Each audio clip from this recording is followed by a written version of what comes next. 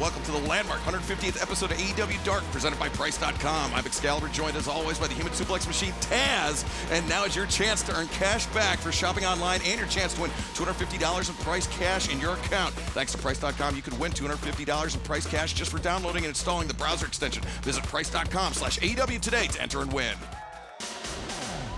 Can't go wrong with Price.com, baby. Little Adam Cole gimmick there. The following contest is set for one fall with a 20-minute time limit. Introducing first, from Long Island, New York, Willow Nightingale. You know, Willow Nightingale, from Long Island, not far from where I have multiple homes. I actually know her cousin, Willow Nightingale. He's actually a bouncer at a adult bar that I go to sometimes. As opposed to children's bars. That's exactly where I was headed, Taz. We are off to a strong start. That's right. Her opponent already in the ring, representing Montreal, Quebec, Canada, Ashley D'Amboise.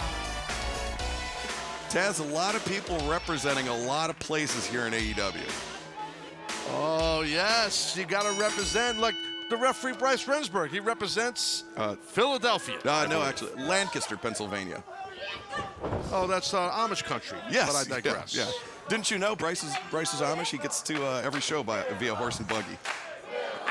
He wears a top hat on his day off. All right. Willow Nightingale, Ashley D'Amboise started things off here.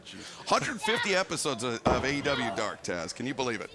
I know, it's unbelievable. We're having a party here. Dean Bro's got a front headlock. We're having a big party. We're having fun. Fireman Carry by Nightingale as I do play-by-play and have fun. But yes, you and I have been here from the first episode. Isn't that correct? Or I don't think that's correct. No, it's not. Probably like the fifth or the sixth. Correct. But, thank you for taking over play-by-play while I was having a slice of the celebratory cake. Yeah, no, they baked the big cake at the announce desk here. I got the coffee pot. And under the desk, we're good. Willow Nightingale puts on the brakes, kick to the chest, chop to the chest on Ashley D'Amboise. And, yeah, that was a good chop. We heard from Athena and Chris Statlander this past Wednesday on Dynamite after it was announced that the Baddies would be adding a new member to their rank. Statlander and Athena not worried about that because they said they've got Willow Nightingale in their corner, Taz. That's definitely a good pick to have Willow. She is tough, as you can see right now. The beatdown, there's a cover. Nightingale almost pins Ashley right there, but no, listen, Willow is the real deal, man. She's athletic, strong, tough, everything. And Willow hoists up Ashley D'Amboise. Ashley, though, firing down those elbows into the jaw. Willow forced to release Ashley, grabs the wrist, went over the top, and now comes back. Still a leg-dropping leg lariat there by Ashley D'Amboise. That's exactly what it was. We just said, I don't think I've ever seen anyone do a leg drop lariat like that. Interesting. I should do one similar, but different. Off the top rope. Yeah. Willow landed 2 consecutive lariats. Now the short throw into the ropes and the spine buster by Willow Nightingale. That's got to be it. Nope. Ashley, wow. Yeah, Ashley D'Amboise showing her toughness, kicking out here. That was an impressive kick out for sure. I agree with you, Excalibur. D'Amboise kicking out, but she's in a lot of pain, and Willow is in the proverbial driver's seat right here. And a running boot to the corner. Nothing fancy about that, but sometimes that's the most effective attack. And now Willow, again, a heavy chop on Ashley D'Amboise. Ashley sent pillar to post. Willow Nightingale charges in. Ashley able to avoid contact and blocks the right hand from Willow and hangs Willow out to dry over the top rope. Good opportunity for Ashley right here at D'Amboise. Look at this. Comes in, flipping with the neck breaker. Could be something of an upset, but Willow able to kick out. Yeah, but I like the tenacity right there by D'Amboise, but right there you saw Willow kicking out. And look at that, enziguri, well done. Lands the enziguri. Ashley D'Amboise on spaghetti legs, and Willow lands the pounce. Right in the rib cage, core, midsection area. Willow knows, I got this girl where I need her. And the cannonball senton in the corner for good measure. That's a pretty potent 1-2-3 shot by Willow Nightingale. And now the straps are coming down. Straps are down, wow. Willow Nightingale, the gut wrench into the Dr. Bomb, the cover, and the win. The winner of this match, Willow Nightingale. Well, you called it, Excalibur, Dr. Bomb, and I'll tell you, one of the most vicious moves you could take. I've been Dr. Bomb by the late, great Dr. Death himself, so I could speak on that, and there is a Dr. Bomb with that sit-out. Well done. Good victory for Willow. Yeah, Willow Nightingale victorious here to kick off the 150th episode of AEW Dark. Taz, it only feels like 149 to me, I'm going to be honest. Yeah, absolutely. It's a shame Willow stole your ring entrance music, but I digress. My dance! Tomorrow on TBS. Blood and guts! 2 rings inside 1 giant cage. It's AEW's Blood and Guts. The Jericho Appreciation Society face Team Blackpool Combat Club with its newest addition. Welcome to AEW! Claudio Castagnoli. AEW Wednesday Night Dynamite, live tomorrow at 8 on TBS. Coming up next here on AEW Dark, tag team action as the Factories, Nick Comoroto and Aaron Solo team up with QT Marshall in their corner.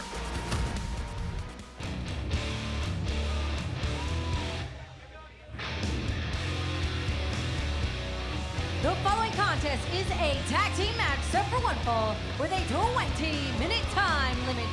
Being accompanied to the ring by QT Marshall at a combined weight of 485 pounds, Nick Comoroto and Aaron Solo, the Factory. The Factory returning to action here tonight on AEW Dark. As we saw this past Sunday at Forbidden Door, the hostilities between QT Marshall's Factory and the New Japan Pro Wrestling LA Dojo as intense as ever. But let's throw it back down to our colleague, Tasha Gonzalez. Their opponents already in the ring, the team of Null and Matt Vandegrift. Looking forward to this right here, Excalibur. Tag team action.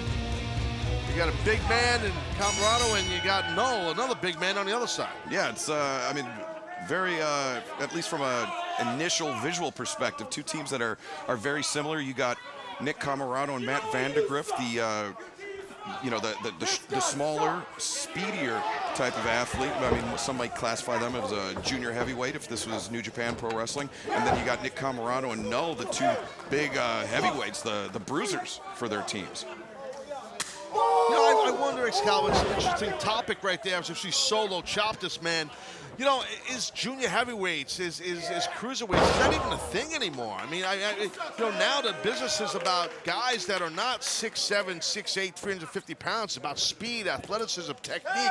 But yet in AEW, we have guys like Comoroto, big guys, or Wardlow, or the Murder Hawk Monster that are super huge and super fast and athletic, or Keith Lee, you know? Yeah, I mean, obviously, and I 100% agree with you, Taz. Here in AEW, weight classes are not necessarily a part of the structure here in AEW, and you're also totally right about the amazing athletes we have, like Comoroto, like Wardlow. I mean, think about the things we've seen Brody King do for a man of his size, and so yeah, it is. And I gotta interrupt you. Hold on, bro. But the best big man in AEW is my man, Powerhouse Hobbs. How can I forget Hobbs? And you know what, Taz? I am completely afraid of Powerhouse Hobbs, so I'm just going to agree with you. Matt Vandegrift, though. Look at Nick here. Yeah, throwing some right hands. Comoroto catches the boot. And now Vandegrift flips, lands on his feet, steps up the Enziguri. Rocked the big man, Nick Comoroto. Yeah, definitely rocked is the key word, but Nick still in control right here. Oh, wow, what just a basic full body slam, but the power and force is brutal. That hurt a lot. And the leaping elbow drop for good measure from big Nick Comoroto. You know, I briefly mentioned Forbidden Door tomorrow night. AEW Dynamite coming your way live from Detroit, Michigan. It'll be blood and guts. It'll also be the fallout of Forbidden Door. And we're looking forward to coming back to Western New York at the Blue Cross Arena in Rochester, New York on Wednesday, July 6th. Tickets available right now, AEWTIX.com and Ticketmaster.com. Oh, you can't wait for Detroit tomorrow night, right? Oh, look at this. I mean, your whole family, you got your whole family coming, all your old family members or the young ones too? I got all of them, young and old, coming tomorrow night. I'm gonna after we're done here, I'm going to stuff my face full of Coney dogs. I'm going to go to American and Lafayette. Wow. And yeah, I'm going to be about plus 22 pounds tomorrow when you see me. I think it's great. And your whole family will be wearing the same mask you wear. You guys all wear masks, so it's easy to spot. My dad's mask has a little more gray on the top, but yes. Oh, look at Noel got caught. Noel got caught. Camarado showing off his strength, but no. Now with the grip around the throat of Nick Camarado. Oh, but look at the grip strength of Camarado. Big uppercut there, though. Oh, watch Solo. And, oh, wow. Solo left right into the grip of No. He got spun around, and Camarado came in with the spear. And look at this here. Look at Aaron. Oh, good job by Solo. Yeah, Vandergriff came in. Solo caught him in a half Nelson, and then the overhead throw. And now Nick Camarado, what's he got in store for No? Oh, you just heard what he said. That was vulgarity. Affects the monetizing. Yeah, it certainly does. Oh, God almighty. Wow, Nick Camarado. The winners of this match, the Factory. Wow, you could just see how that big man Noel just got driven on the back of his head and spine. Watch this impact here. Wow. Oof. Yeah, Shockwave City there from Nick Camarado and QT Marshall applauding the efforts of his men. Aaron Solo, Nick Camarado, victorious here tonight. It's Marshall. Last September, 20,177 AEW fans are here. history was made in New York City. Ladies and gentlemen, what a night, what a scene. On Wednesday, September 21st, Oh my God! the U.S. Open's signature venue in Queens opens its gates yet again for the experience of a lifetime. AEW Dynamite and Rampage Grand Slam is back. Here we go, Excalibur, a little one-on-one action featuring the very athletic, well-versed veteran himself, Matt Sydal, right here on the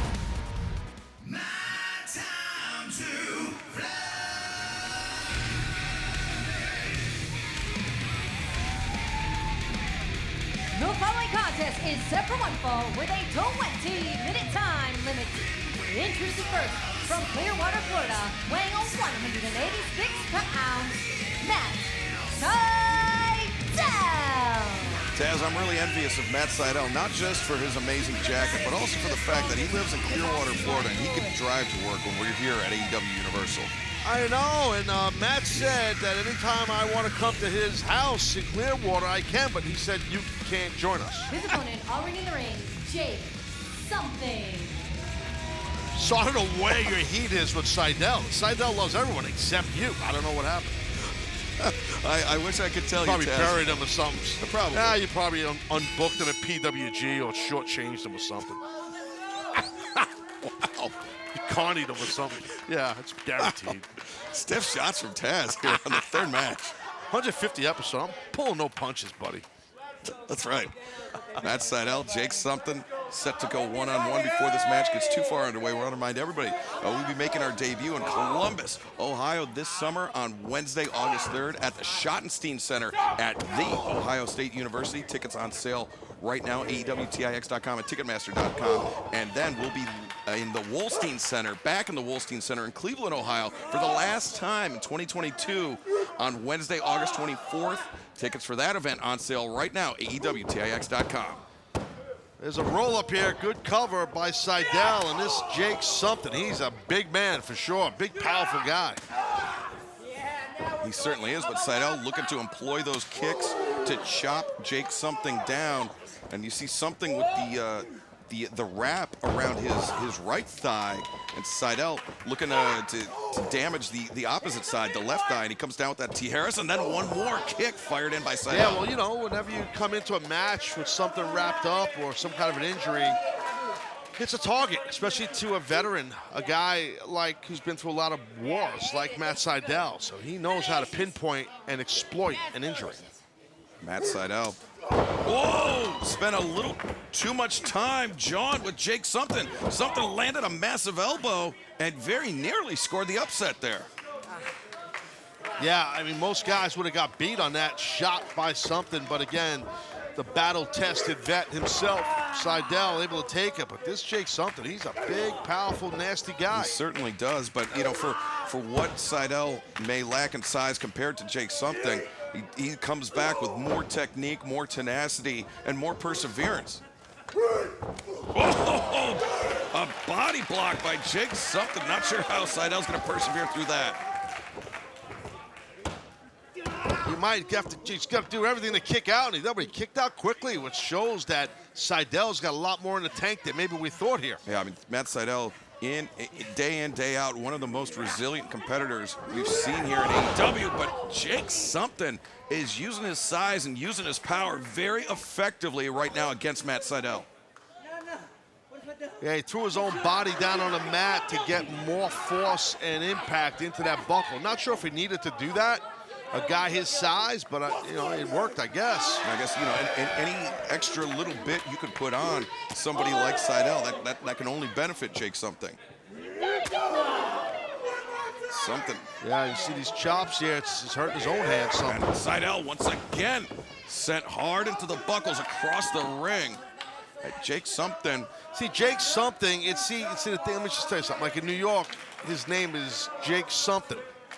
You know, something. Yeah, it's not something. Yeah, you understand. It's N apostrophe at the very end. Correct, something. Yeah, something. Well, I'll tell you something, Taz. Matt Sydal's in trouble here. There you go. He's in a lot of trouble. Sydal might get choked out here, buddy. Oh. Yeah, he's got to hang on here and get some. He's trying to break that grip if he can, but this man is a big, strong guy. Yeah, and you notice how Jake something transitioned, so most of his body weight was on the upper body of Sydal, keeping Sydal's chest down on the mat, making it harder for Matt Sydal to breathe. Hence why Sydal wanted to get to a vertical base, to your point, and now that kick on the inside thigh area, that will bring you down no matter how strong and big you are. And Sydal floats over, ducks under the lariat, and hits a leg lariat of his own. That might be just what the doctor ordered for Matt Sydal. Yeah, Sydal's not even a doctor. Neither is the ref. Well, Doc Sampson's over here to our Neither right. was our doctor. Our doctor's not even a doctor. He's a podiatrist. No, I'm joking. He's not. He's what is this? I actually wrestled in a company. The Pennsylvania State Athletic Commission. Come on. Come on now, you know where I'm going. Yeah. All right. 150 episodes, Taz. Oh yeah, man, that's awesome. Sydal's rocking here, buddy. Jake something charges in, but eats the Meteora from Matt Sydal. Wow, Matt Sydal got him. covers. Jake something able to kick out. Good kick out by the big man, but right now he's on his back. And no matter how much size advantage he has, it's all gone when the bigger guy is on the ground. Everybody's the same size there. And Matt Sydal, that Meteora just compressing the chest of Jake something. Sydal went to the top and eats a big back elbow as Jake something sprung to his feet. He was playing possum. That's a big-ass possum, I'll tell you that. I think it's a, when they get that big, it's a capybara. Oh, the spear. Or a kangaroo. Marsupials, they're all the same. I think one's a rodent, one's a marsupial, but I digress. It's all the same. That's exactly right. Oh, Sydal turns things around on something though. Oh, near leg hooked. Whoa, that was close. What a battle here. Oh, well, there goes the battle, maybe. That was a shot and a half by Sydal. Yeah, but just it shows you how tough Jake something is to not get dropped by that big roundhouse kick by Sydal. But Sydal, look at this. The hook on Rana. The hooks are in deep, and Sydal scores the win. The winner of this match, Matt Sydal. Oh, wasn't that easy, but Sydal pulled it off. Just one step, maybe two steps ahead of Jake something. Yeah, and you see Jake something. I mean, he's frustrated, but I think even he's got to admit that the technique of Matt Sydal just maybe a little too sharp for Jake something here tonight. Well, Sydal offering his hand, and look at that. Jake something shakes his hand out of respect. It's rare to see that. We don't have much love around here. Mostly everybody around here hates each other, so that was pretty interesting. Especially the people that try to use your coffee maker, Ted. Tonight, Wheeler Yuta will defend the ROH Pure Championship against Toni Nese. And tomorrow, you will go on to face the Jericho Appreciation Society at Blood and Guts in Detroit. You've got quite the busy schedule ahead of you, to say the least. I think a busy schedule is an understatement. I know that I have this Pure Championship match tonight, but it feels like there's clouds looming. It feels like it's almost time. It's almost time for the most violent, vicious match I've ever been involved in, Blood and Guts, and I can't wait. But first, Toni Nese, I have to prove that I'm the Pure Champion. I have to prove in a match completely different than the one I'll have tomorrow that I'm the best Pure wrestler in the world. I still am, and just because this is under Pure rules, don't think that I won't be able to tap into that vicious side, that violence. There's a storm of entrails coming tomorrow. It'll rain down in blood and guts, but first, Toni Nese, I take it out on you. I retain my championship, and then Jericho Appreciation Society, I kick your ass. Coming up next here on AEW Dark, Athena, the Fallen Goddess, goes one-on-one with Amber Nova. Next.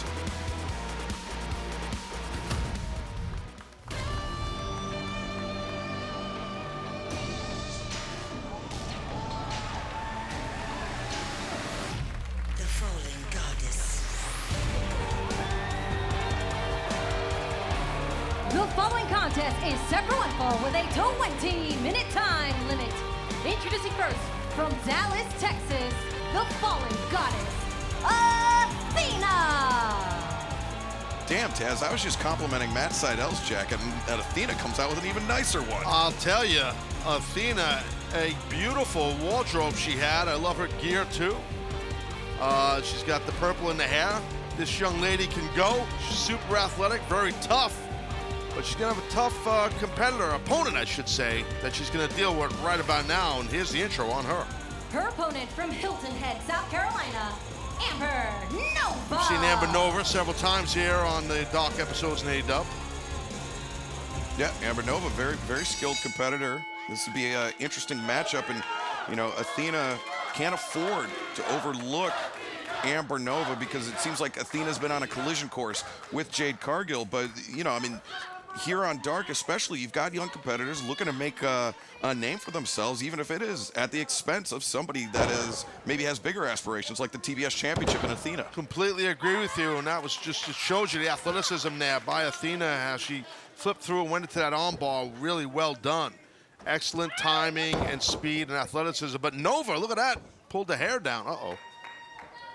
Athena springs up to her feet. Amber Nova comes off the middle rope, the cross body, but Athena showing her strength as she catches Amber Nova. Cross body Jones, yeah. Oh, backbreaker. And then a back heel trip for good measure. That's why I never should do cross bodies, man. You get caught, you're done, you know? And as always, we'd like to thank our presenting sponsor, Price.com. How would you like the chance to earn cash back just for shopping online and the chance to win $250? Courtesy of Price.com, you could win $250 in price cash just for downloading and installing the browser extension. Visit Price.com/AEW today to enter and win. Oh, Amber Nova, Northern Lights suplex. She flipped through it, maybe going for another. She's living vicariously through Matt Jackson here of the Young Bucks. That's right, but you saw Amber Nova, though, her boot slipped, she lost her grip, and that maybe helped Athena kicking out of that second Northern Lights. That's because she got those damn orange boots. That's the problem. I wore orange boots once, and somebody told me the orange boots are never going to get over. I stopped wearing them because that guy was right, and I didn't. It's a true story. and then you sold them to Amber Nova. Yes. I used to wear thigh-high boots. Oh, look at that! Oh, my God. Oh, what a shot. Good job right there by Athena to break that hold, though. Episode 150. We're out here, jocularity, having fun. It's Mike Posey's reffing this match. We're all fired up.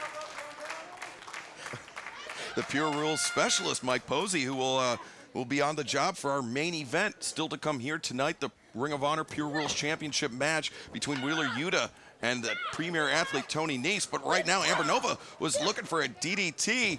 And Athena, though, hoists up Amber Nova.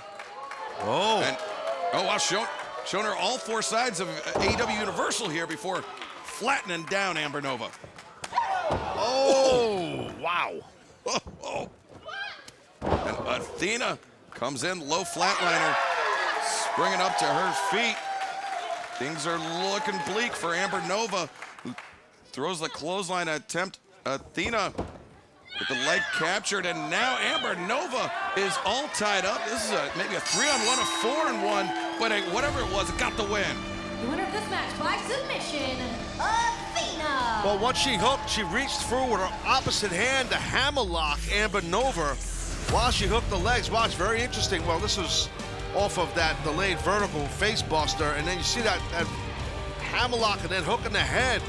Yeah, you're not getting out of that hold, and you have to tap. Now, Athena, a very, very impressive performance here tonight, and that puts the Fallen Goddess one step closer to the baddies, the hashtag Jade brand and Jade Cargill. Every step I take, I do with pride. Here I am, a black, indigenous, trans woman. The music hits, the pyro hits, everybody's looking directly at me on a national platform, and I am living my best life.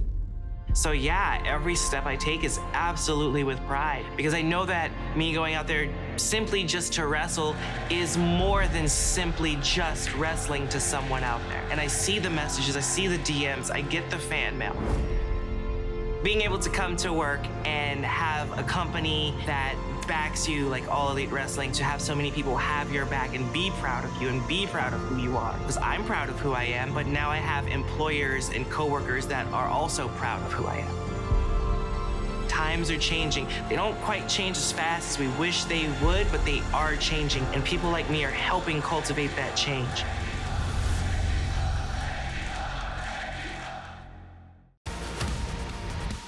Here we go, Excalibur, a little one-on-one action featuring one of the better high-flying athletes, not just here in AEW, but worldwide. A man I have a lawsuit against, Dante Martin. Like how I slipped that in there, right? I haven't forgotten, Taz. The following contest is set for one fall with a 20-minute time limit.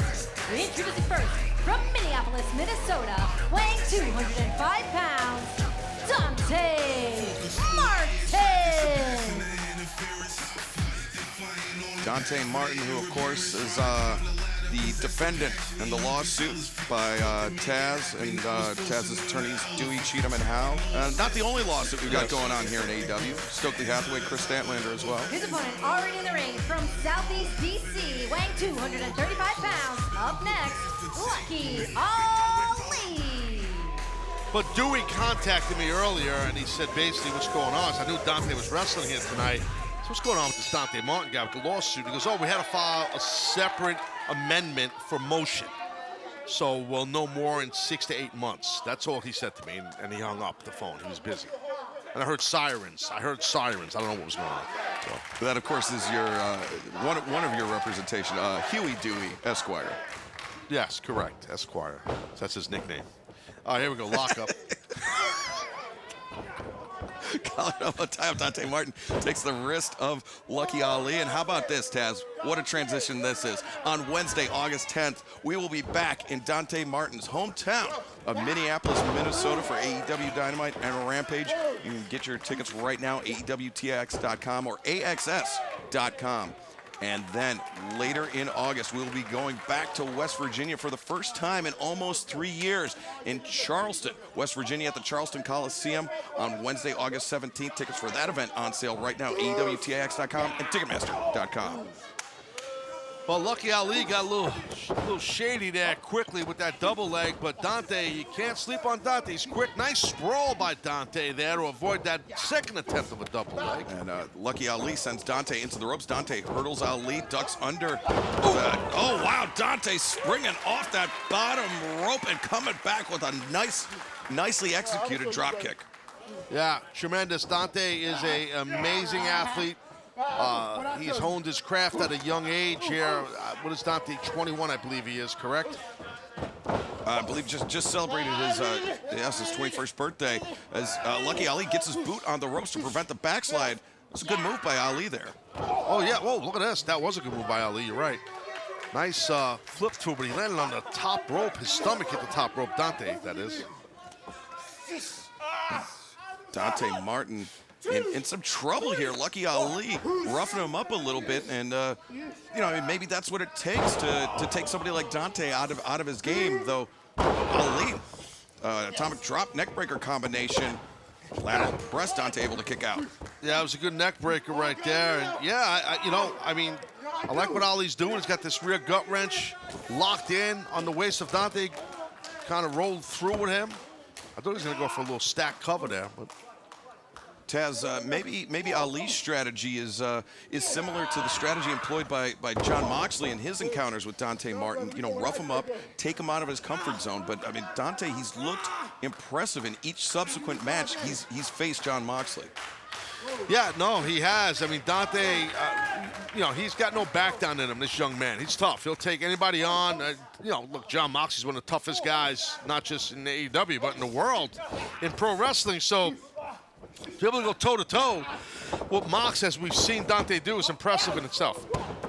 Yo, Dante hung onto the top rope, prevented the O'Connor roll, and then came back with a pinning predicament of his own. But right there, Ali and Dante colliding heads. Yeah, definitely banged heads hard, and Dante's trying to shake that off. And lucky Ali right there, he's to his feet before Dante, obviously. Yeah, Ali grabbing a handful of hair on Dante Martin. Both men try to shake out the cobwebs. Oh, Dante got his feet up on the top rope, sprung out of the grip of Ali, and then came back with that running elbow strike, a second one. Dante looking to send Ali pillar to post. Ali reverses, but Dante gets the boots up and uses that to seamlessly head to the outside. Oh, wow. And look at Dante. Man, damn. Vaulting over the ropes, lands the Kamigiri. And now Dante. Hold on, wait, watch out. Oh, huge crossbody. 1, 2, no. Well, watch this athleticism from rope to rope. Well, that's actually, I'm sorry, it's the high crossbody off the top rope. Our producer told me the wrong thing was coming up, that idiot. Damn it. Jerk. Come on, Bob. Lucky Ali has picked the ankle of Dante Martin. Oh, Dante, though. Good flexibility going into the small package. And Lucky Ali. Watch Dante, he's gonna flip here. It's gonna flip. Yeah, we've seen Dante do that, and Ali goes flying out of the ring. Watch out, speaking of flying out of the ring. Dante over the top with the pescado, crashing down chest to chest on Lucky Ali and immediately returning Ali to the ring. Dante's cooking here, buddy. And Dante Martin, the nose dive right on target. 2, 3. Winner of this match, Dante Martin. Well, let's take a look here. Double jump into the moonsault by Dante Martin. Gets the victory at Scalper. Here it is. Oh, no. Yeah. No, again the producer. Again the producer. What the hell is going on with Bob? Gotta be kidding me. For you, Taz. I mean, maybe I was a little professional. Maybe you buried him on the air, but come on, dude. Well, he prefers to be called Robert, so I mean, I think that was your first mistake. Yeah, you're right. I'm sorry, Robert. Coming up next, a very interesting singles match in the women's division. Valentina Rossi will take on the House of Blacks, Julia Hart.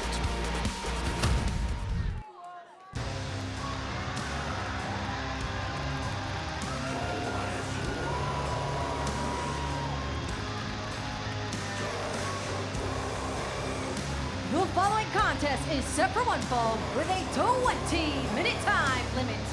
Introducing first, from Bloomington, Minnesota, Julia Hart.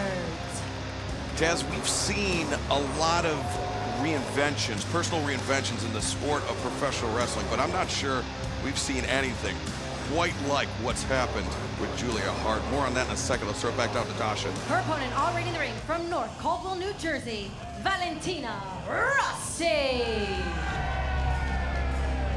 I personally think what's going on with that young lady there, Julia Hart, I'm a fan of it, man. I think it's great being aligned with Malakai, with the House of Black.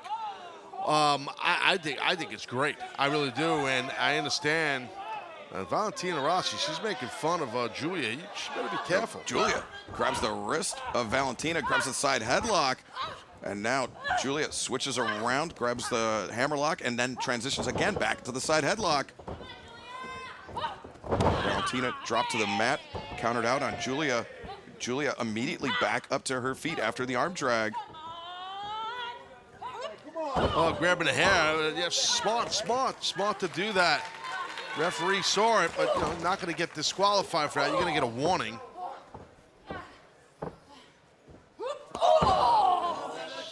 Now we're seeing Julia here. Shots in the corner by Julia Hart. And a lot more aggression than we're used to seeing out of Julia Hart as well. As now the suplex, Julia floats over and just rain it down. Right hands on Valentina Rossi. Yeah, she didn't even care about the cover. She just wanted to ground and pound on Rossi. Now look at this, double overhooks on those arms. Julia Hart is she's trying to prevent Valentina Rossi from scooting her way to the ropes, and Valentina used those long legs to get her foot on the bottom rope and force the break. You're right. The long legs, rangy athlete is Rossi, and that helped her right there. And she was smart enough to utilize the bottom rope to break that hold. I just want to mention that tomorrow, AEW. Oh, wait, no, second. Valentina Rossi, the inside cradle, trying to steal one from Julia Hart here. And Julia kicked across the back heel trip. Now Julia, moonsault press, but not going for the cover. I'm not sure how much she even cares, Julia, about getting a victory. I just think she wants to hurt, Rossi. She wants to inflict pain, and that's what the House of Black is about. Yeah, it seems to be the mantra of the House of Black, and it all starts with the leader, Malakai Black, and now Julia Hart just a running back elbow in the corner. And yeah, I mean, it seems like Julia really taking pleasure in inflicting all this punishment on her opponent. Yeah, you can see the look in her face. She hooks that arm with her leg. Now overhooks the arm, and this is going to be it. Valentina Rossi with no choice but to submit. The winner of this match by submission, Julia Hart. A lot of submission victories we're seeing Excalibur, but Julia Hart was very impressive in my view. Yeah, very impressive indeed by Julia Hart.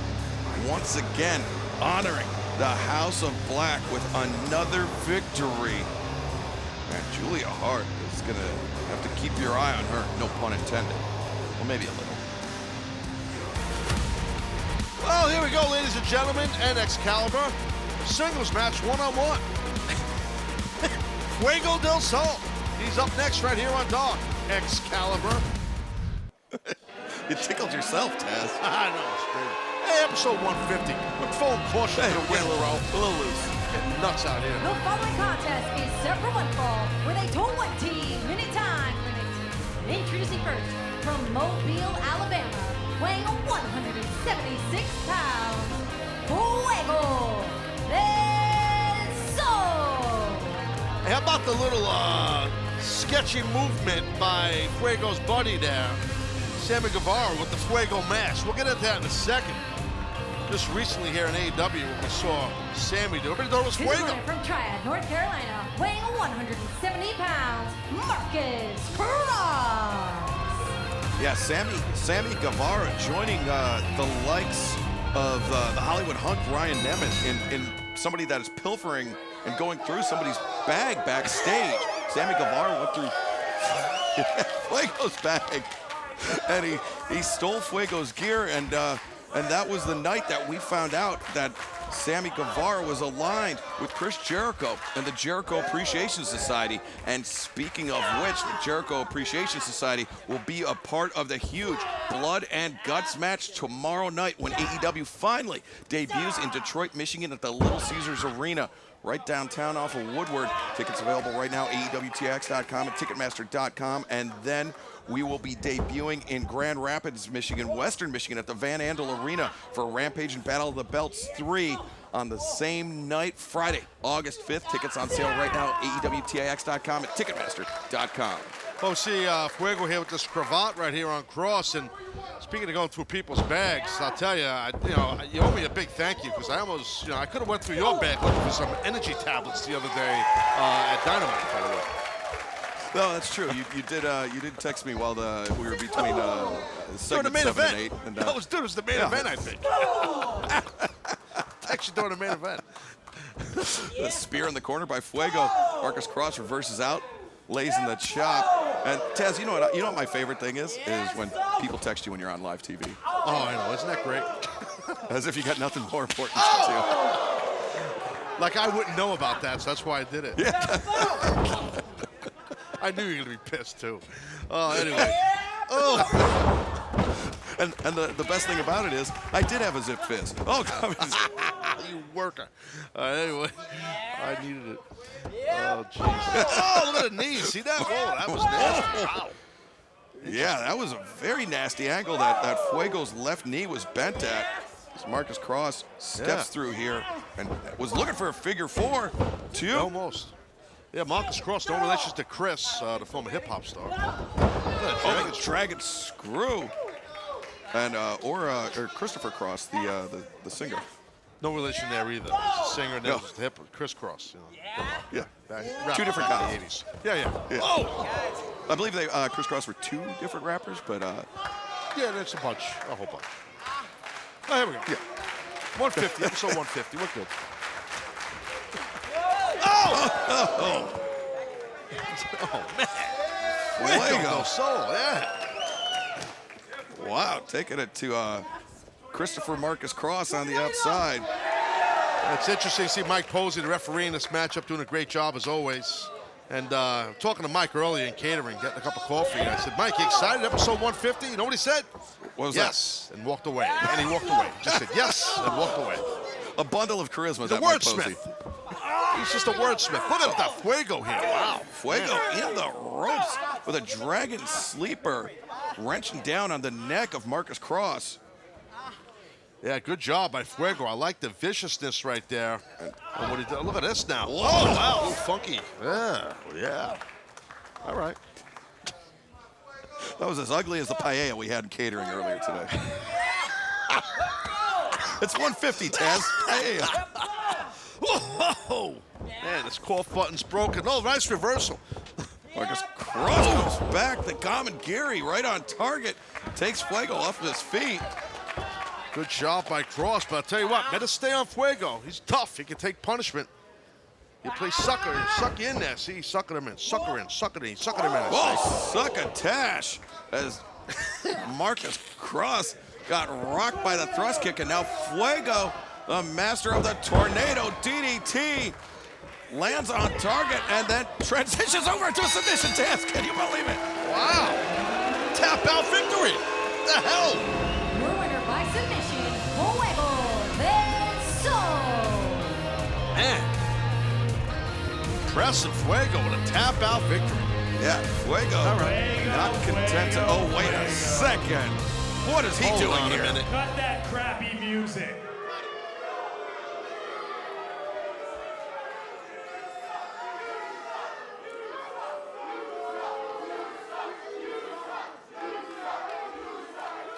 Is it QT sucks or you suck? You guys can't even get on the same page, huh?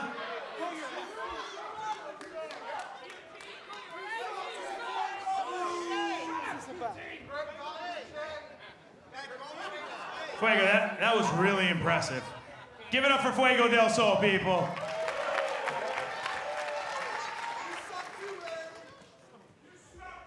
Fuego, you and I, we've had our beef.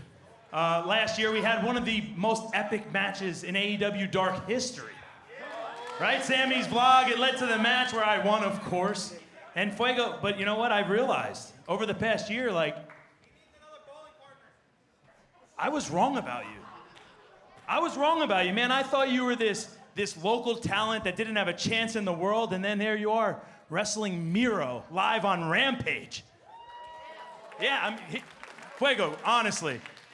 And I don't do this often, especially not here.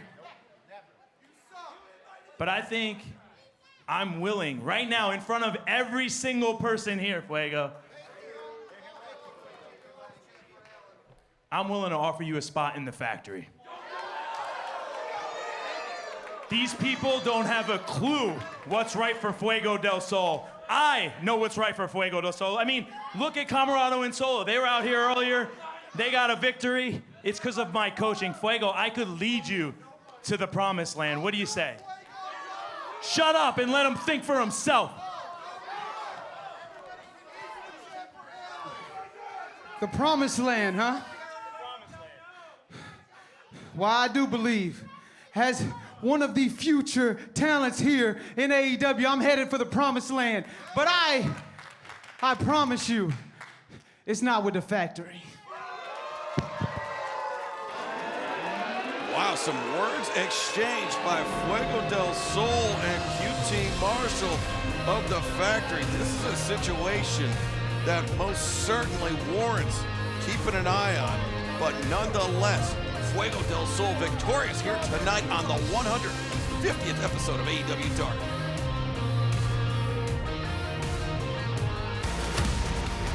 Tag team action coming up next as the Wingmen's J.D. Drake and the Hollywood Hunk Bryan Danielson collide with Evil Uno and number 10 in the Dark Order.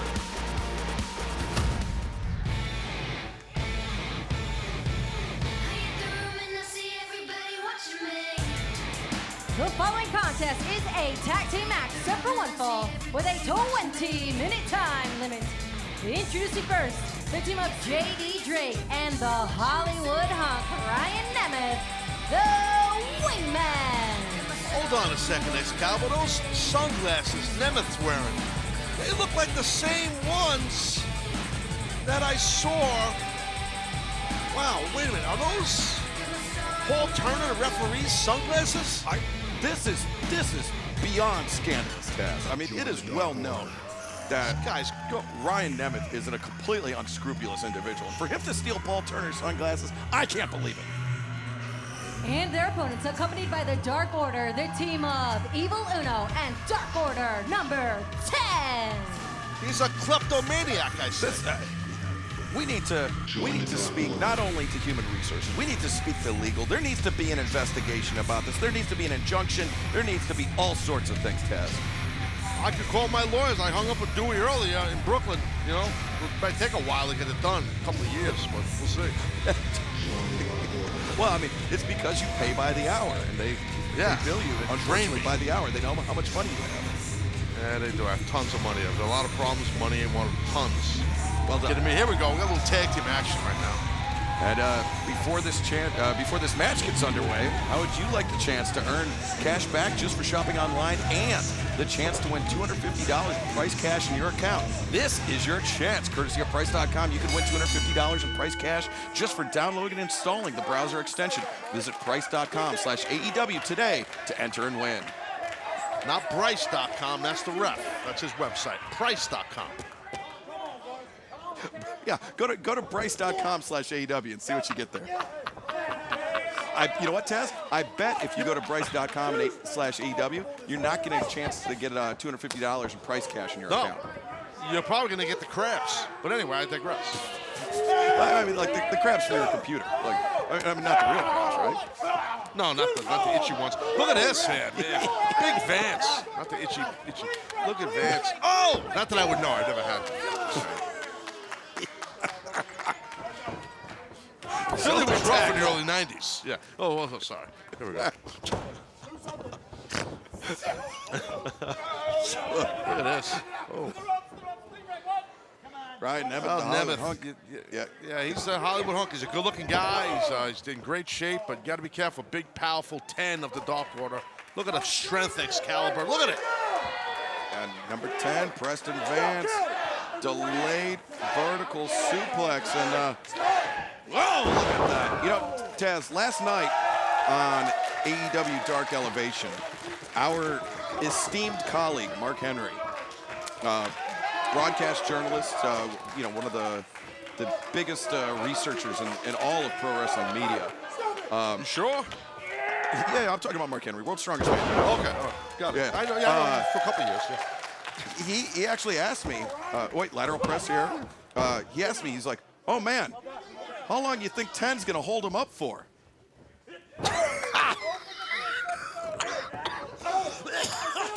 Jeez, I did a cough button. That's funny. Damn. He wasn't joking either. Oh my God, too much. Oh, good 10. Yeah, well, 10 would hold him up for 10. Mark Henry, that is. That is your real name. They're gonna cover by 10. Number 10, just a 2 count, barely a 2 count. as Hollywood Hunk able to kick out. We still haven't seen JD Drake in any legal action in this match. Hollywood Hunk, Ryan Nemeth really bearing the brunt of all the punishment here. Well, I think that's smart teamwork by the Dark Order to single out Ryan Nemeth. JD's a bigger athlete, very powerful athlete. Right there, Nemeth, instead of going for that cover, man, I think he probably should have tried to get JD in, but maybe he's going to get JD in right about now. Yeah, there he goes. Yeah, makes the tag out to the blue-collar badass JD Drake, who lands a massive right hand to the ribs of Evil Uno, and then follows it up with a big, heavy-handed chop. Yeah, well, that's the thing, man. JD, even if you're wearing a coverall garment like Evil Uno wears, for sure, those chops by JD still hurt.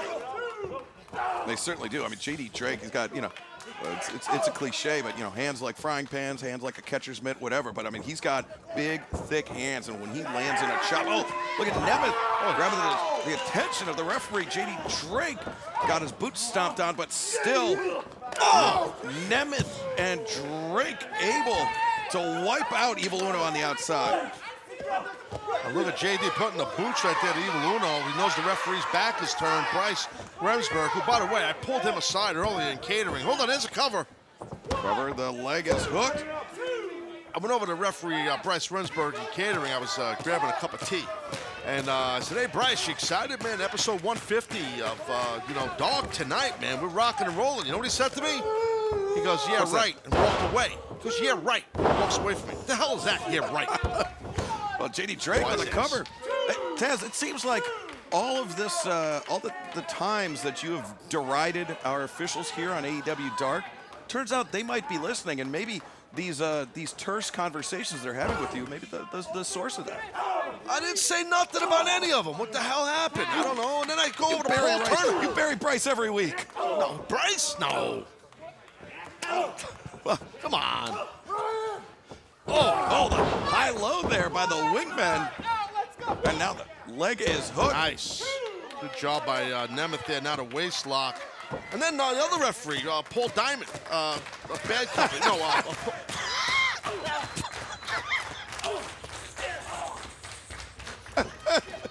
Paul Turner.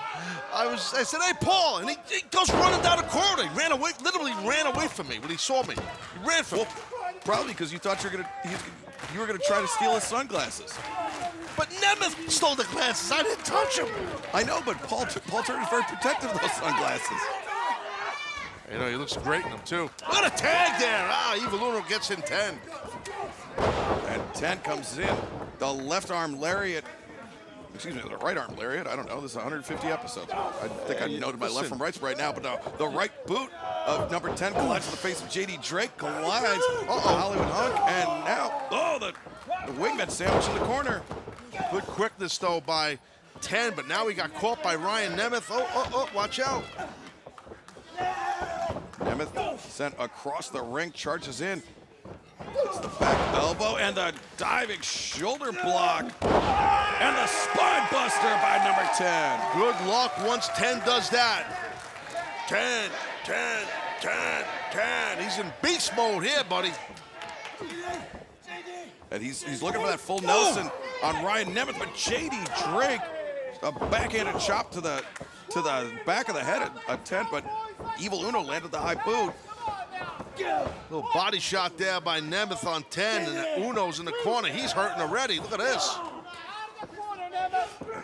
Now Nemeth looking to stack up the Dark. Uno spilled to the outside awkwardly, but back up on the apron, makes the tag. Ripcord. He got popped, and now. And double cutter there from the Dark Order. Combination offense. 2. No, JD Drake breaks up the pinning predicament. Good save by JD Drake, and smart for JD to get rid of 10. I like it. Yeah, but Evil Uno went for the German suplex off the waistlock attempt, but instead the pendulum DDT by Nemeth. 2. No, Uno able to kick out. Well, that was an impactful DDT. It didn't work. Give credit to the masked man, Evil Uno, for kicking out. Hanging neckbreaker by Nemeth. Now JD Drake ascending. Big man. To the top. Moonsault. Press 1, 2, no! Smart move by Vance, smart move by number 10. He pushed Nemeth back into the pile to disrupt the pinfall attempt. It's exactly what happened, Excalibur. You called it perfect. Now, JD, he just signaled something, said something to Nemeth. They got some kind of a double team maneuver in mind here. JD Drake, oh, went for the cannonball, sent on the corner. Uno able to avoid contact. He was a fingertip away from tagging in number 10, but he lands the stunner. And now tags in 10. And did you see that? Uno assisted 10 with the launch on the spear. I'll tell you, I think Nemeth might be done here. Evil Uno. The hot shot into the German suplex. And Uno, oh. Uno went for the boot on the outside on JD Drake. Oh, but inside the ring. Discus lariat, 2, 3. The winners of this match, Dark Order. Oh, very smart of 10. He saw the opportunity was there. Oh, what's going on here?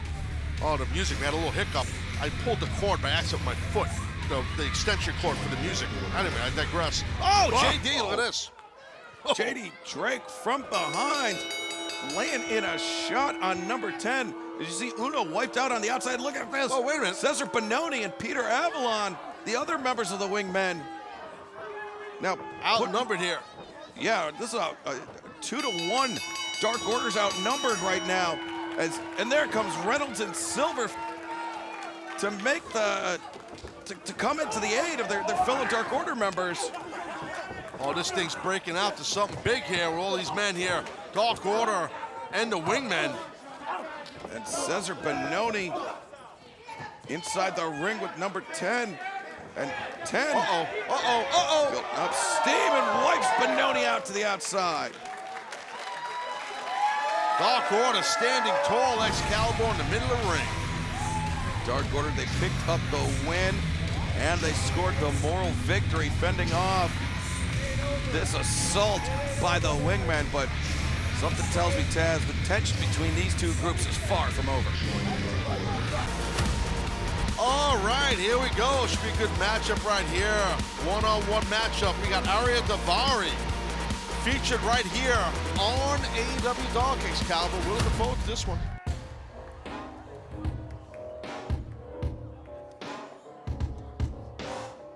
Wow, this music is making me depressed.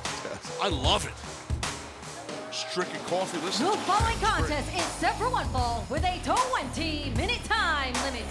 Introducing first, from Minneapolis, Minnesota, weighing 195 pounds, Ariya Daivari. Tell you what makes me depressed is looking in the wardrobe cabinet and looking at your wardrobe. That's depressing. Well, Taz, damn. I haven't had a 35-year career in the sport of pro wrestling to make as much money as you. One day I'll get those fine suits and kerchiefs and sunglasses and ties and everything. His opponent already in the ring, Caleb Connolly. Pocket Square Jones. Pocket Square. Yeah, there you go. That's the word we're looking for. All right, one day you'll get it. All right, here we go. All right, this match is underway. Before it gets too far underway, I want to remind everybody, AEW will be returning to Georgia later this summer on Wednesday, July 13th in Savannah, Georgia at the brand new N-Market Arena, and then 1 week later at the Gas South Arena in Duluth, Georgia on Wednesday, July 20th.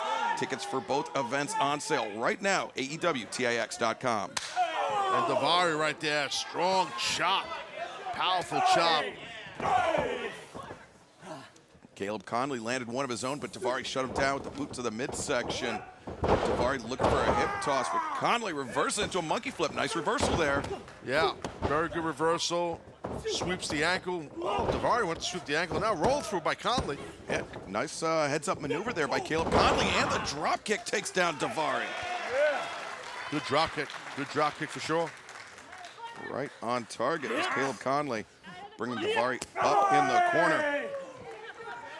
You know, you got a guy with a drop kick the right way. You really light a guy up. You pin him with a drop kick. I mean, you could drop kick him and then make him tap out. Are you saying that Probably not. Caleb Conley should do this, or are you saying just hypothetically speaking, almost anyone could do this? Hypothetically speaking. Oh, right on the tuchus goes Daivari. And Conley leaping stomp comes crashing down on the chest. Daivari Conley a little too overconfident there. Didn't have good distribution on the shoulders of Daivari. Distribution, good word. You're working on that thesaurus. I'm proud of you, brother. Thesaurus Jones over here. That's it, bro. Daivari, great. Yeah, love it. Yeah, Daivari with the reverse DDT. Legacy hook. Conley able to kick out. Of course, Thesaurus Jones is the tag team partner of Encyclopedia Brown. That's been well established here. Right, well, they're cousins. You know there is a relation there. Yeah, I mean, of course I do. Just like, oh yeah, of course you do. I mean, Remix Jones and Thesaurus Jones, though, not related at all. Just a coincidence. No, but their uncle is Rand McNally. For our older folks out there that are on YouTube. Rand McNally is Thesaurus Jones' step-uncle. Look at these pound-down shots by Daivari. I wish I could remember the name of that arena. What was that arena where we... James L. Knight, where the guy was walking the dog. In Miami. Yeah. I remember the name of the building. That was awesome. You had to be there, folks. Oh, yeah, you had to be there. That's true. And by that, I mean you literally had to be there because it was just Taz and I. It was. Conley tried to sit out with a senton, but Daivari got the knees up, punishing the spine of Caleb Conley. Yeah, it was a good job right there by Daivari. Man, he's smart. He's very talented, Daivari. And now, look at this. You rarely see guys stomp with both feet, right, left. I like that. I don't know if I've ever seen anyone do that, to be honest. Very innovative. Well, I mean, it kind of keeps your opponent guessing which side you're going to come for him with that. And it hurts a lot. Yeah, it hurts. And now Ari Daivari sends Conley hard into the buckles. And Daivari covers, collects the arm of Caleb Conley, forcing Conley to kick out, expending a little bit more energy than perhaps he intended. And you're right, collecting that arm because, he didn't want the arm under the bottom rope of Conley, so Conley would break the count. But even though Conley was able to kick out, but smart by Daivari. Daivari, nice grip here on the head and neck of Caleb Conley, but Conley using his hands to fight out of it. But Conley, he was moving a little slow after that sleeper attempt, and you could see it in the lariat. But now the mare sends Daivari out. Daivari went charging in, and he ate the boot of Caleb Conley. Yeah, nice left hand, another one by Conley, and then that right-handed chop. Conley sending Daivari into the ropes. Daivari put on the brakes, and Conley hit him with the comeback lariat, and then almost like a Polish hammer. Conley, nice job. Yeah, showing off his agility here. And now pulls over the top. He catches Daivari. The Tijeras brings down Daivari. Arya Daivari, man. He strung together some good offense, but Caleb Conley stringing together some even better offense. The backbreaker flatliner combo. The two. You're not kidding. Sorry, Conley was hitting a bunch of moves non-stop, but not able to get Daivari. But yeah, impressive outing by Conley. But Daivari right there, struggling but showing his toughness. Yeah, both men fatigued, but both men looking to notch their first victory here in AEW this year, as Conley got a little too overzealous, and Daivari ducked under the lariat attempt and landed the neck breaker. Yeah, I think Daivari realizes I might have an opportunity to beat Conley. Conley's not moving much. Daivari's slow to get to the top rope. I think that's where he's going, yep. Daivari absorbed quite a bit of punishment, and Caleb Conley rolled inward. I tell Daivari went for the splash, and now John cross drop bodies. kick. Cross bodies, you gotta be careful, Caleb Conley, Blue Thunder bomb, center of the ring. No, Daivari able to kick out. Conley's ticked off, he's frustrated. Gotta keep your head right, young man. Stay focused. Don't lose your cool here. Stay locked in. Conley, though, his frustration maybe getting the better of him. He's a little slow to capitalize here. He's got his man down. And Conley charging in, but Daivari, just a hip toss into the turnbuckles. Ariya Daivari ascends to the top rope, and this time the frog splash. Daivari, 1, 2, 3. The winner of this match, Ariya Daivari. Yeah, that frog splash, man, once you hit that, tough to kick out. Daivari really had a lot of impact on Conley with that. A great effort by both men in a match that could have gone either way, but at the end of the day, Ariya Daivari victorious, notching his first win of the year here on the 150th episode of AEW Dark. Main event time here on AEW Dark 150, the Ring of Honor Pure Rules Championship is on the line when Wheeler Yuta looks to defend against the premier athlete, Toni Nese.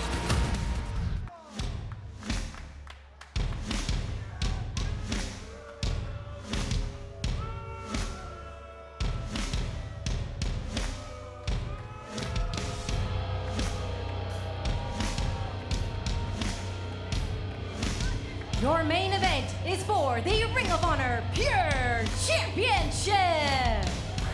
Introducing the challenger, accompanied by Smart Mark Sterling. From Strong Island, New York, weighing 224 pounds, the premier athlete, Toni Nese. Last week here on AEW Dark, we saw Toni Nese compete in and win a Pure Rules match, and immediately afterwards, he called out Wheeler Yuta. Nese has that Pure Championship of Yuta's in his sights, and the Pure Rules are held under very specific rules, a little different from professional wrestling, which I will get into in just a moment, as there we see the champion, Wheeler Yuta, making his way to the ring. And his opponent, from Philadelphia, Pennsylvania, weighing 200 pounds, representing the Blackpool Combat Club, he is the Ring of Honor Pure Champion, Wheeler Yuta. The Pure Rules match must begin with the Code of Honor handshake, and it must also end with that handshake as well. Your judges for this evening's matchup are BJ Whitmer, the Ring of Honor Women's World Champion Mercedes Martinez, and the Fallen Angel, Christopher Daniels. Well, you see right there, I mean, besides Martinez as a Women's World Champ of ROH, you got BJ and CD, two Ring of Honor guys for years, right or wrong. Yeah, long-time competitors in Ring of Honor. Christopher Daniels, former Ring of Honor World Champion, and there we see Wheeler Yuta looking to observe the Code of Honor, the handshake. Mike Posey, the Pure Rules specialist, will allow it, and this match gets underway. In addition to the Code of Honor handshake, each wrestler is allowed 3 rope breaks per match to break either pinfall attempts or submission techniques. And once those lateral press there by Yuta, and once those 3 rope breaks are expended, then submission techniques and pinfalls in the ropes are legal, which is a very difficult distinction, Taz. Yeah, no, it is. I mean, it's a very, you got to be strategic in this type of match. Nice mat return right there by Toni Nese. You know, because of the pure wrestling the rules in this thing here, how it's done. That's why it's important to have a referee like Mike Posey, who's an expert as an official in these type matches. Wheeler Yuta transitions out of the submission attempt. Now the hammerlock with Toni Nese on the ground. And remember last week, Taz, when we saw Toni Nese competing in that Pure Rules match, he was in a submission move. It was not anything I would say quite that dangerous, but just, oh wait, cover here. But out of instinct, he grabbed the top rope and he actually expended one of those rope breaks without even thinking about it. He did, and Nese tried to politic, tell the ref, I didn't do that, but he did, and the referee did the right thing. But right now, that hammerlock is working for Wheeler Yuta really well right now on Mr. Nese. And in addition to the rope breaks, closed fist punches, low blows are not permitted. The first infraction will result in a warning, the second in a disqualification. So really forcing competitors to adapt to a different rule set that they may not be entirely comfortable competing under. Right, well, no, to that point, though, Sal, you just can't get complacent in these type matchups. you got to be wary of the rope breaks. You got to be wary of where you are, you know, in a submission hold. Oh, watch out, or something like that off the ropes. You got to be careful. Wheeler Yuta elevates up and over Toni Nese, and now the scoop and a slam. Yuta sits out with the senton. Wheeler Yuta turns Toni Nese to his back. Nese kicks the out. judges. PJ Whitmer, Mercedes Martinez, Christopher Daniels observing the proceedings here tonight. Our main event of the 150th episode of AEW Dark, presented by Price.com. And now is your chance to earn cash back just for shopping online and the chance to win $250 in price cash. Visit Price.com/AEW for your opportunity just by downloading and installing the browser extension today. See Mark Sterling on the outside saying that Wheeler punched Nese, but he didn't. It was a palm strike. Yeah, Mike Posey was right there. Posey saw it with his own two eyes. Yuta had the hand opened, and now the separate. Oh! Wow! Nese with a powerful left hand, and again, Posey, though, this time didn't see it. Yeah, well, he was getting in between the men. I mean, this is like, Posey can't call what he didn't see, as the cliche goes. And now Nese, far leg hooked, only the 2 count, and Nese now looking to make the most of this advantage. Make the most of that single leg grab right here. Single leg grab, kids. Got to get a rope break, and there it is. He had to. The champion had to. Wheeler Yuta has used his first of 3 rope breaks. He has 2 remaining. Now Wheeler Yuta is going to have to think about strategy here, because if he exhausts both of those other rope breaks, then Toni Nese can lock him into submission in the ropes, and there's nothing Wheeler can do that other than escape by his own guile. But oh, now Nese sends Yuta hard into the corner. Well, once Toni Nese sees there's an opening to really capitalize on an opponent, he will do that. He's a veteran. He knows what the hell he's doing in there. He's a premier athlete. Is as good as it gets, Toni Nese. Wheeler Yuta lands in a right hand to the midsection. Oh! Yuta sent hard into the buckles. Nese covers. And of course, I just mentioned that Yuta landed a right hand to the midsection in Nese. Closed fist shots to the body are permitted under pure rules, but not the face. As we saw Toni Nese, that suplex only a 2 count, but Nese landed that illegal shot. But as you mentioned, Taz, Posey did not see it. You can't call what you can't see. Correct. Now body locks, body scissors, I should say, by Toni Nese. Tony's got very powerful calves and quads, and there's Mark Sterling, that Jay Brony. Uh-oh. Yuta reversing into a pinning predicament, but Nese, as you mentioned, using those powerful legs to squeeze, to compress the ribs, and not only the ribs, but the lungs as well of Yuta. Yeah, it takes a lot out of you in the middle of a match, man, when someone's squeezing your midsection with their leg. That's tough. Now, Nese just, muscles Wheeler Yuta up to the corner, just rushes him in. Now Wheeler Yuta up on the ropes. Toni Nese climbing. They be going superplex here. Yeah, but Yuta again employing those right hands to the body of Toni Nese, forcing Nese down off the ropes.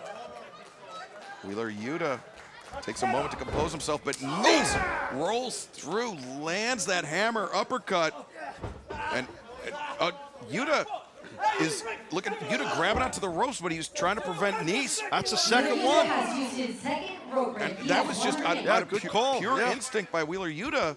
And Nese, I think, at first was maybe a little frustrated, but then now with a smile on his face after realizing that Wheeler Yuta only has 1 rope break remaining. Might crown a new champion here, Excalibur. That could happen. That would be monumental on the 150th episode of AEW Dark, but Wheeler Yuta landing those elbow strikes. Nese gets the boot up. Nese up to the middle rope, and Wheeler Yuta. The Manhattan drop, Posey indicated, was on the inside of the thigh, and now Yuta comes in. The elbow strike, his momentum carried him out to the apron, and Wheeler Yuta off the top rope. Got to try to get a couple. Look at Toni Nese getting out of the ring. to break that momentum, but here comes Wheeler. Wheeler Yuta, tope suicida, crashing onto Nice on the floor.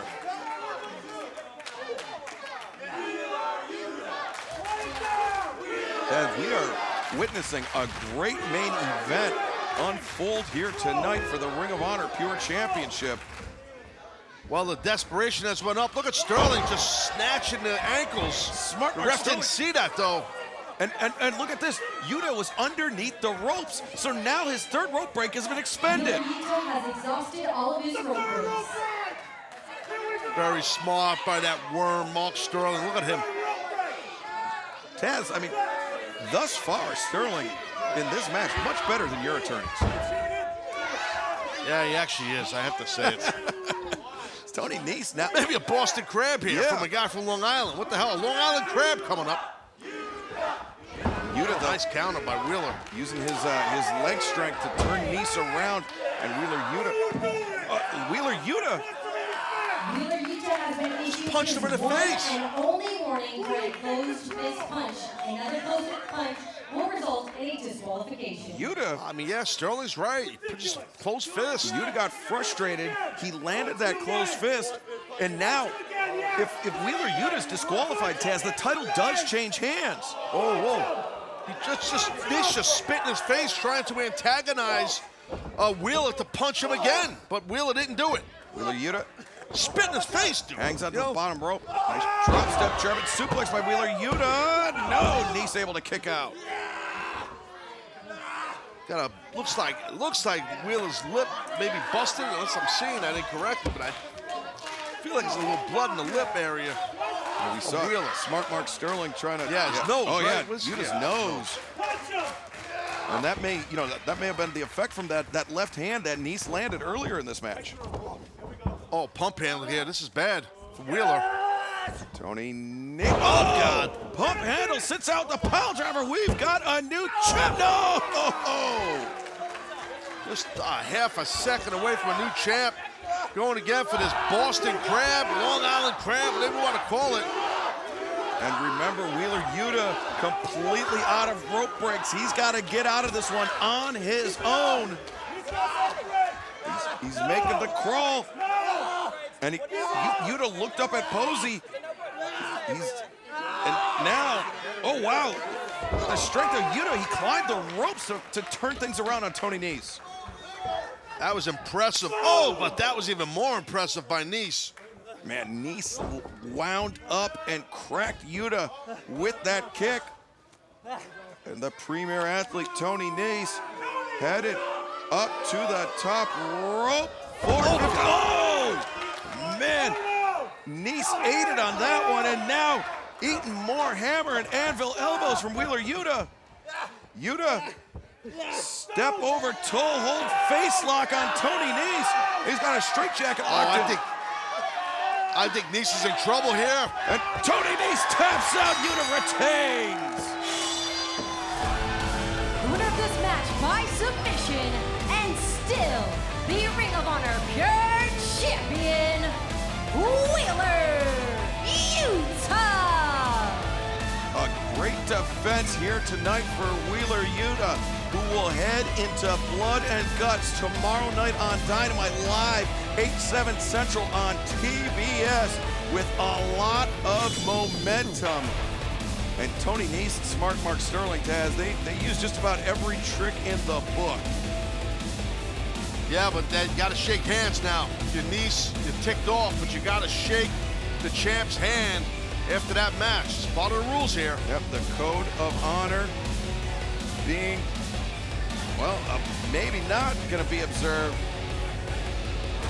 Now Tony Nese realizing he got beat fair and square here tonight, the main event. Oh wait! Daniel Garcia out of nowhere! And look at this, Cool Hand Angelo Parker, Daddy Magic Matt Menard, and Daniel Garcia just taking this Jericho attack. Appreciation Society attacks. This is completely uncalled for assault ahead of Blood and Guts tomorrow night. Take a look! Take a look! You like me do that? Huh? Blackpool Combat Club! Huh? Take a look!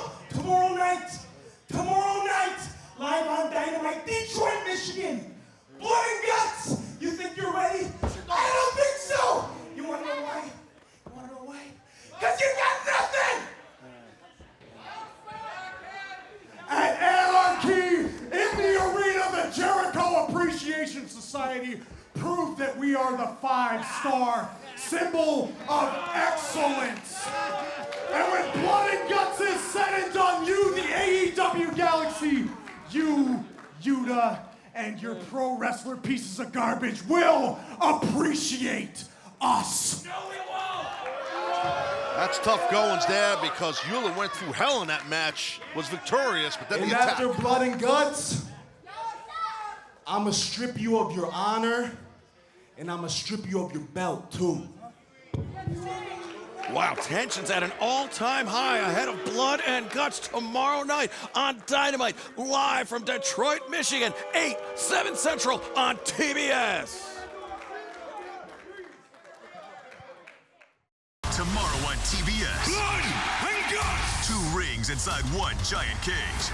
It's AEW's Blood and Guts. The Jericho Appreciation Society face Team Blackpool Combat Club with its newest addition. Welcome to AEW. Claudio Castagnoli. AEW Wednesday Night Dynamite, live tomorrow at 8 on TBS.